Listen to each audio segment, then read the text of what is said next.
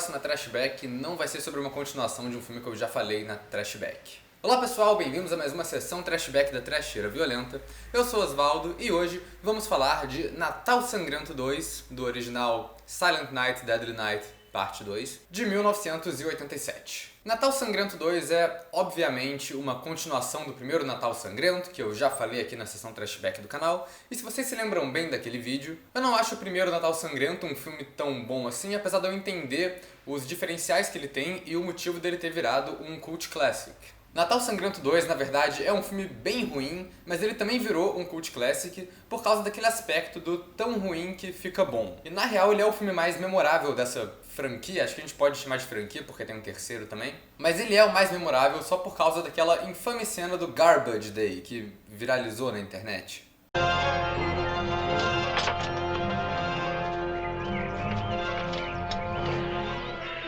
Garbage Day! Huh? No!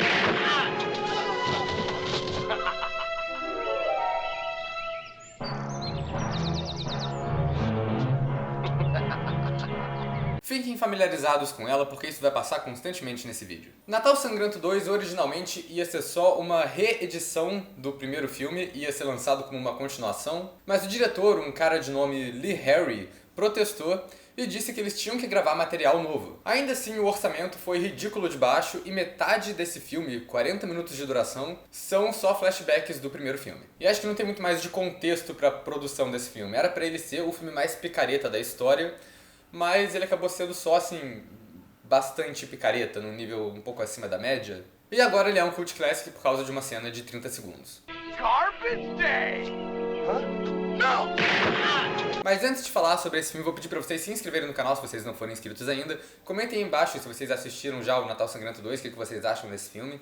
Eu tenho outras recomendações pra gente falar aqui no canal também. E acompanhe a gente nas redes sociais, os links estão todos aí embaixo na descrição do vídeo. E também é uma sessão Trashback, então eu já vou deixar avisado aqui de spoilers. Se você se importa com spoilers de Natal Sangrento 2, então prossiga com cautela desse vídeo. Natal Sangrento 2 começa com um plano bem conceito já. Ou talvez seja só sem recurso mesmo. Mas é um plano bem longo que começa no pé do protagonista sentado numa cadeira e vai levantando enquanto passam os créditos pra mostrar ele depois. E o protagonista é o Rick. Ele é o irmão do Billy, que era o psicopata do primeiro filme. Ele tá preso nessa prisão, ou hospital psiquiátrico, por crimes que ele cometeu no passado e que a gente não sabe ainda quais foram. Eu acho que a cena inicial é um dos poucos momentos que é genuinamente bom e bem pensado nesse filme. É uma cena enorme e sem diálogo nenhum, que estabelece bem como o Rick é perigoso. Entra um enfermeiro na sala e o enfermeiro nunca tira o olho dele. Tem um momento de tensão quando ele desvia o olhar para conectar uma tomada na parede. Então isso até que é bem feito. E o que acontece aqui é que o roteiro tem aquele formato de entrevista. Um médico entra na sala para interrogar o Rick e quase que o filme todo é contado por flashbacks. E como eu disse anteriormente, 40 minutos desses flashbacks são material do primeiro filme que foi reutilizado. E acho que não tem um jeito melhor de resumir a trama do primeiro filme aqui do que do jeito picareta também.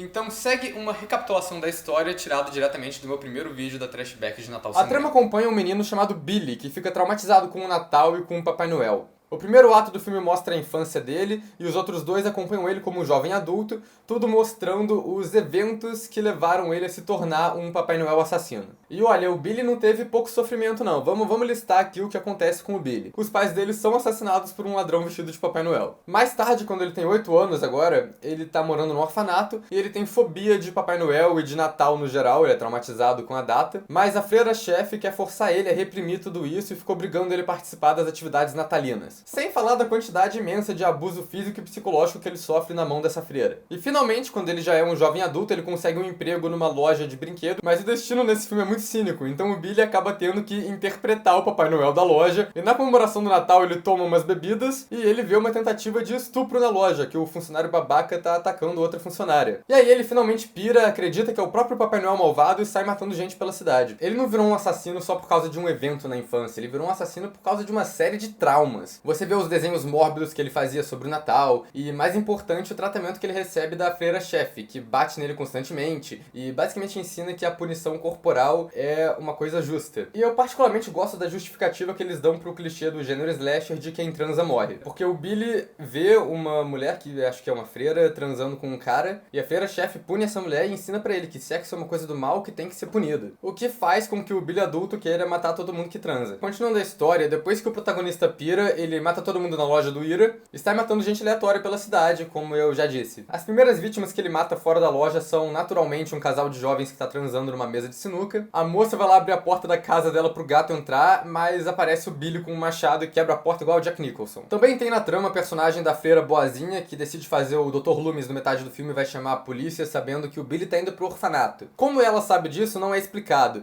mas até que tem uma parada interessante nisso dele voltar pro orfanato. Porque você pode interpretar isso como ele querendo vingança por acima da freira velha que batia nele, ou como ele tá surtado achando que é o Papai Noel, ele só quer matar a gente que ele acha que foi malvada, e a freira foi malvada com ele. Então é o parâmetro que ele tem pra seguir. O que acontece agora na história é que a polícia tá procurando o Papai Noel assassino, e um policial mata um cara vestido de Papai Noel que chegou no orfanato. E é bem óbvio, você já sabe que ele não é o Billy. Eles falam depois que era um padre surdo vestido de Papai Noel, e por isso que ele não escutou o policial. O que pra mim é uma desculpa bem estúpida pra tapar buraco no roteiro. O Billy eventualmente chega lá, mata o policial e também mata o boneco de neve que tava na frente do orfanato. O Billy chega no orfanato pra matar a freira velha, mas antes dele conseguir, o xerife chega e mata ele no tiro. A última coisa que acontece no filme é extremamente estúpida também, porque o tempo todo o Billy tinha um irmão mais novo chamado Rick, que também tava no orfanato, e o Rick no final do filme olha pro machado que tá no chão e fala "Nori", o que dá a entender que ele vai virar o assassino agora. Só que isso é muito estúpido dentro da lógica do próprio filme. Tá, ele viu dois Papai Noéis, um que era o irmão dele, sendo baleados no mesmo dia, mas isso não é nada perto do preparo todo que teve pra justificar o irmão dele virar um assassino. Então tudo isso passa de novo no filme 2, é praticamente um resumo que conta toda a história do primeiro filme. E tem umas escolhas meio bizarras no meio disso, porque o Rick, que é o protagonista do segundo filme, que tá contando essa história, mal aparece nos flashbacks. Então, uma das bizarrices é que ele tá narrando coisas que ele não estava presente pra ver e que ele não devia saber com essa quantidade de detalhes, o que inclui uma cena que nem o irmão dele estava presente, é uma cena bem aleatória, que são os policiais entrando numa casa e prendendo o Papai Noel errado. E a segunda estranheza é que ele faz várias comparações visuais entre o flashback e a trama que tá acontecendo no momento. Aquele tipo de plano com o personagem na mesma posição, que geralmente é usado pra mostrar como esse é o mesmo personagem depois de uma certa passagem de tempo. E tem cenas que eles usam isso com o Rick criança e o Rick adulto pra causar esse efeito, mas tem cenas que eles fazem isso entre o Billy e o Rick, o que não faz sentido porque eles são pessoas diferentes. Isso só exemplifica o quão bizarro é esse filme, porque metade do tempo é o protagonista contando a história de outra pessoa que mal tá no filme. Depois que acabam de reutilizar as cenas do primeiro filme, a história continua nesse formato de entrevista e flashback, só que agora com material original contando a infância do Rick. Eu acho meio estranho que no começo, pra falar da infância dele, os flashbacks passam num tipo de projeção, como se fosse um filme caseiro, e isso nunca mais é usado no filme de novo e não tem muita razão pra estar ali, já que todo o resto do filme se passa em flashback também, mas é contado como se fosse uma memória ou uma história sendo contada. Então não entendi o recurso. E também é meio estranho que eles escolheram 3 atores diferentes pra fazer o Rick, o que dá pra entender porque são idades diferentes, né, onde tem muita mudança, ele criança, ele adolescente, ele adulto, só que eles escolheram 3 atores que não tem nada a ver um com o outro. E o Eric Freeman é o ator que mais aparece, que está sendo interrogado, que supostamente faz um Rick de 18 anos. E vamos acrescentar aqui que o Eric Freeman nesse filme consegue ser o melhor e o pior ator do mundo ao mesmo tempo. É aquele tipo de atuação que salva o filme ruim de tão exagerada que ela é. Tem todas aquelas cenas dele pirando no final e matando um monte de gente que vocês já sabem como é que é. Garbage Day! Huh? No! Mas não só isso, esse cara na real é muito engraçado o filme inteiro. Até nas cenas que ele tá mais calmo, conversando com o psiquiatra, ele fala tudo de um jeito bem teatral, até as frases mais sem graça e do cotidiano que ele podia falar, ele fala como se fossem frases de efeito super impactantes. É bem estranho e é bem engraçado. A história do Rick não é muito original. Várias das situações que ele conta pra gente nos flashbacks são só uma repetição de situações que aconteceram no filme original e são situações bem específicas. O Rick, assim como o irmão dele, acaba presenciando uma tentativa de estupro e matando o homem que tá atacando a mulher. Ao contrário do primeiro filme, ele não mata a mulher sem motivo também. Então acho que pelo menos alguma coisa melhorou de uma cena pra outra. Tem uma cena que ele quebra um Papai Noel de brinquedo no meio da rua com o machado dele, que é uma tentativa bem óbvia de replicar a cena que o Billy corta a cabeça do boneco de neve no primeiro filme. E tem os personagens secundários, que são uma freira e um policial que estão atrás do protagonista no final. Não que no filme original esses personagens fossem muito desenvolvidos, mas pelo menos eles tinham um punhado de cenas, e a freira até que aparecia bastante, tinha um personagem ali. E o segundo filme também coloca dois personagens, que é uma freira e um policial, só que eles aparecem meio do nada, e eu não tenho ideia de quem eles são ou por que eles importam pra trama. Parece que só colocaram eles ali porque tinha que ter um pessoal parecido com o pessoal do primeiro filme.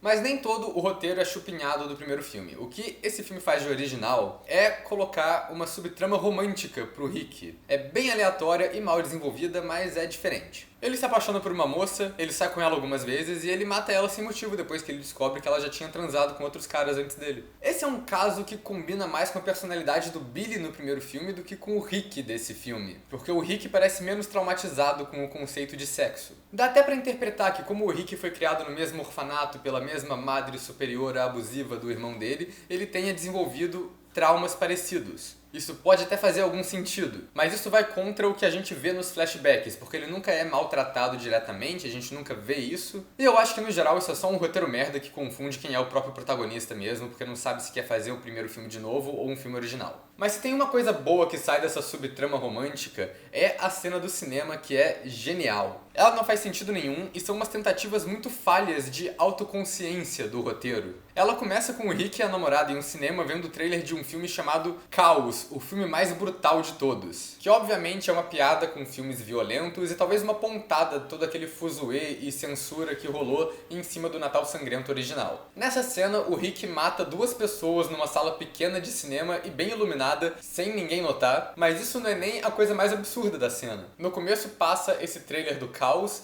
e a namorada pergunta pro Rick: "Nossa, como que você gosta de ver filmes violentos assim?" Mas depois de um tempo o Rick pergunta pra ela qual filme eles estão assistindo e ela responde: "Ah, é um filme de Papai Noel assassino, ele é ótimo." O que contradiz diretamente o que ela acabou de falar, porque se ela não entende como ele pode gostar de filme violento, como é que ela tá achando esse filme ótimo? E aí entra num aspecto mais metalinguístico ainda. Porque eles estão assistindo um filme sobre o Papai Noel assassino e o trecho que mostra desse filme é um trecho retirado do Natal Sangrento original também, que é a cena com o ladrão vestido de Papai Noel roubando a loja no começo do filme. E é bem claro que eles fizeram isso porque eles não tinham dinheiro pra arranjar stock footage ou qualquer tipo de outro filme pra passar ali, mas isso na verdade deixa a cena mais sensacional ainda. É um futuro Papai Noel assassino, que é irmão de um cara que era um Papai Noel assassino, que tiveram os pais mortos por um Papai Noel assassino, e ele tá sentado num cinema assistindo um filme de Papai Noel assassino que por acaso tem uma recriação perfeita dos crimes que o Papai Noel assassino que matou os pais dele cometeu no começo e que causou toda essa avalanche de trauma. São muitas camadas nessa trama.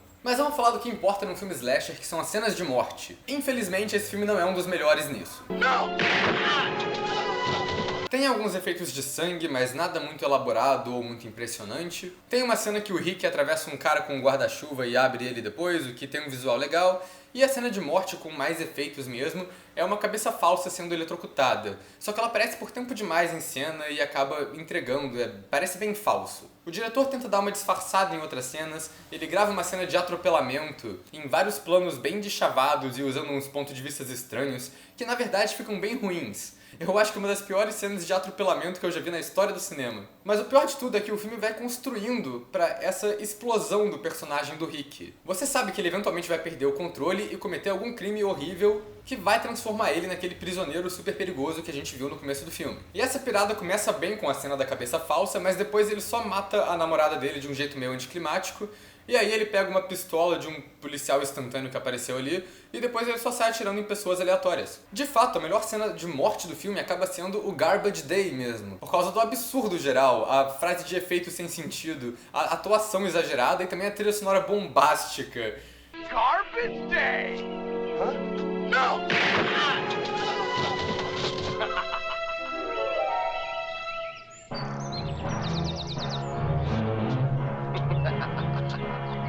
Mas apesar de tudo isso, eu acho que o pior do filme pra mim acaba sendo o protagonista mesmo. Atuação à parte, o roteiro é bem problemático em como ele constrói esse personagem. E aqui entra a mesma coisa que eu falei na trashback do primeiro Natal Sangrento, porque aquele filme termina com uma deixa de que o Rick vai virar o próximo assassino. Só que o Billy tem uma história de origem super complexa que justifica todos os traumas que levam ele a chegar naquele momento. O Rick não tem nada disso.